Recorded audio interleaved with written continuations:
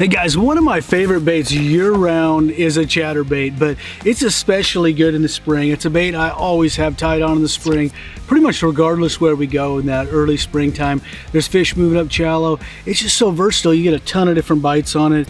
My chatterbait of choice is the Chatterbait Evo. It's a new one that just came out to the public here in the last year. I've got to test prototypes for a while.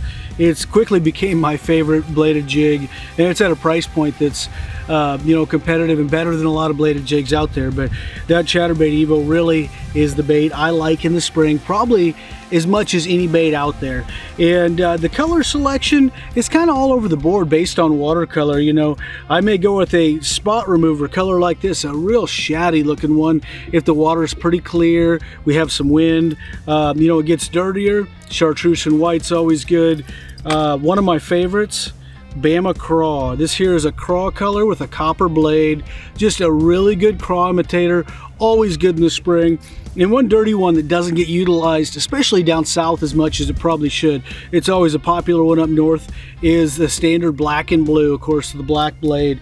As far as trailers on these baits, I keep it pretty simple. I like a craw trailer when I really want to slow the bait down. So this is a Z-Man goat.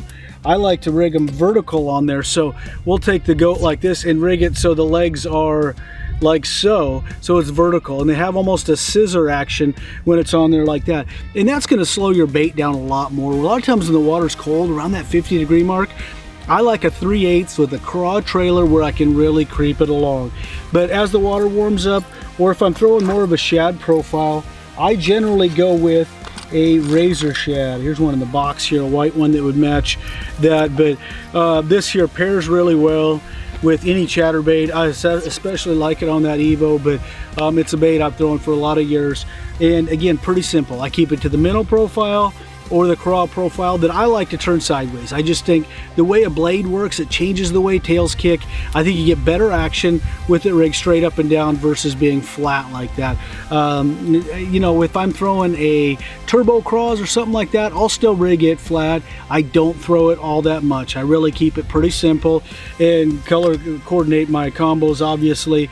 The spot remover, one of my favorite shad colors, because I can put a smoking shad trailer on there and make it look pretty transparent, or I can put a pearl one on there and make it look pretty white.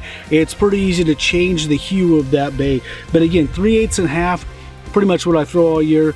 A big fan of 3/8 in the spring though, early. When it's cold, that 3/8, it kicks a little bit harder. I can work it slower, gets a lot of bites. I like that 3/8 really until that water gets up in that mid 50-degree range. And a lot of times I'll go to a half then. Sometimes in grass, I may go with a half a little bit earlier than that. If it's a drill that grows out deep, again, always exceptions to the rule. But that's my basic Chatterbait Evo setup and baits that catch them all year, but especially good in the spring.